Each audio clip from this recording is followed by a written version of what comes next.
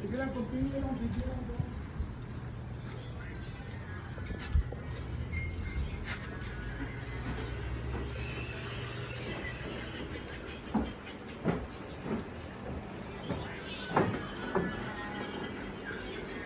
Kare, derita.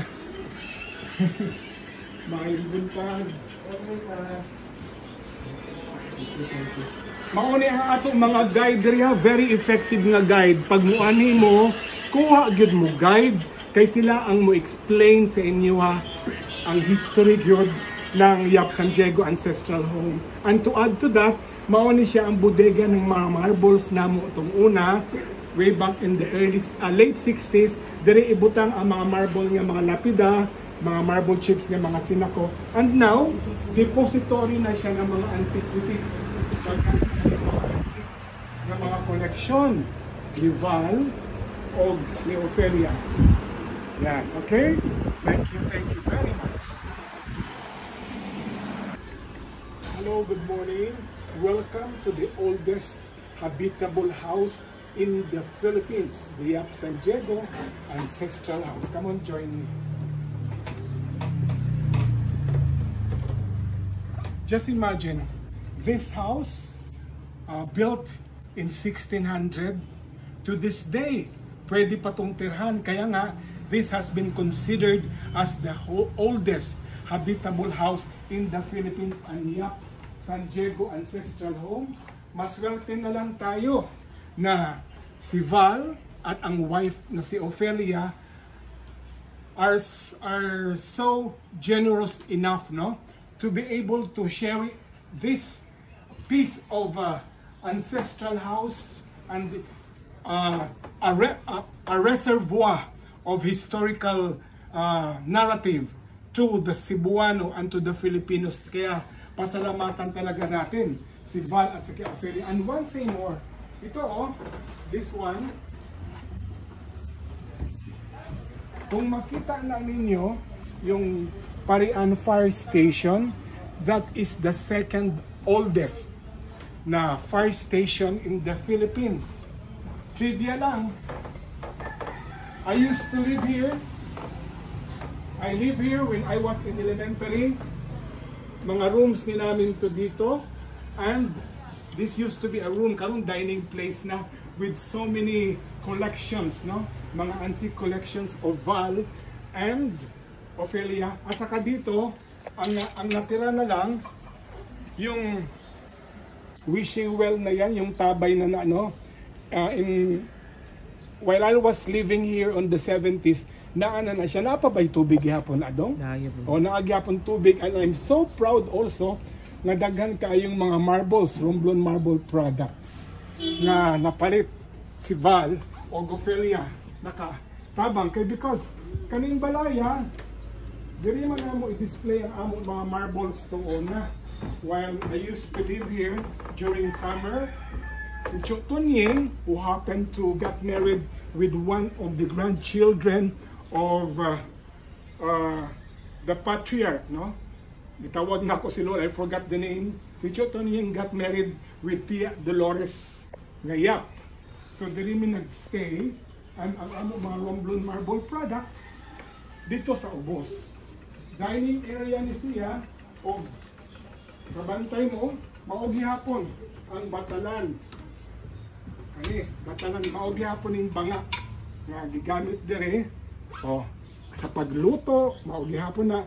There used to be a Lazy Susan dire nga marble nga gidonate ni Papa sa Kancho Tony. I don't know, wala na siguro to, nabuak siguro to. And kani nga room, maogi ni siya ang room. Na-retain ang room niya, but this is a private room now. Usually, kung muani si Ophelia o si Val, diri sila matulog. Mo nang functional gihapon ni siya, no? Diri sila matulog. But what is amazing, truly amazing, are the collections, a variety of collections, mga antiquity.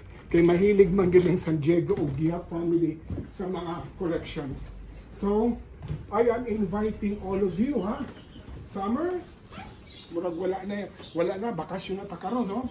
You visit the Yap San Diego Ancestral House. bisitahon na ninyo para you have an idea what is life Cebuano, the rich and the mga ang mga tawag na to, ang mga Spaniards, Filipino Spaniards diri sa Parian, ang ilang lifestyle way back in the 17th century, 18th century. Kaning Parian na diri ang mga old rich, no, Filipino Spanish descent. In fact, ang the first bishop ng Cebu, si Archbishop Gorordo, naa sa iyang balay, naa diri ang mga old rich gapuyo tong una. And if you want to have that feel ng mga how the Spanish Filipino live on the 17th century, you need to visit the Yap San Diego Ancestral House. They have a very good guide that will explain to you sa history ng balay. At the same time, kaning Parian District, this is the oldest business district in the Philippines. Wa pa na mauso ka na Makati or whatever. The old run is sa Colon Street, the oldest street in the Philippines, and of course Parian Street, where the Yap San Diego Ancestral House is located. Hope to see you here sa Yap San Diego Ancestral House. Make it number 1 on your bucket list. Kung musuroy mo sa Cebu, dirigid mo diretso sa Yap San Diego Ancestral Home. Thank you very much, Val and Ofelia, of course, sa ga-manage diri sa Yap San Diego Ancestral House. Thank you. And don't forget to share this video para to spread awareness, no? Labi na sa mga kabataan, mga estudyante who have subjects on Philippine history. This is a part of our Philippine history. May experience na ninyo, wala lang ninyo mabasa sa libro, but you will have a personal touch and experience if you come and visit the Yap San Diego Ancestral Home. Mayong buntag kaninyong tanan. Daghang salamat. Oh. Proud kayo ko. Oh, mga coffee tables na coming from Romblon, naka-display sa the oldest habitable house in the Philippines, ang Yap San Diego. These are Romblon marble products. I am so proud, no, nga kaning mga Romblon marble products. World class gyud siya, maunang mismo sina Val o Ofelia were able to own pieces of Romblon marble products. So proud to be a Romblomanon. Katsado nga, napadiri. Okay.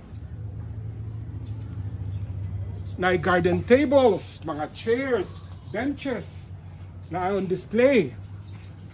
And naapa mga marbles.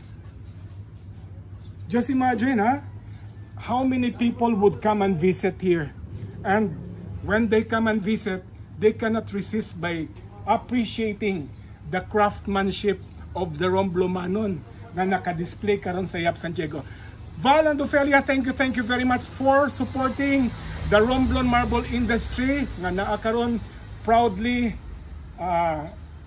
a part of the decoration in the oldest habitable house in the Philippines, the Yap San Diego Ancestral Home. Proud Romblomanon and gratitude to you, Ofelia and Val. Maayong buntag!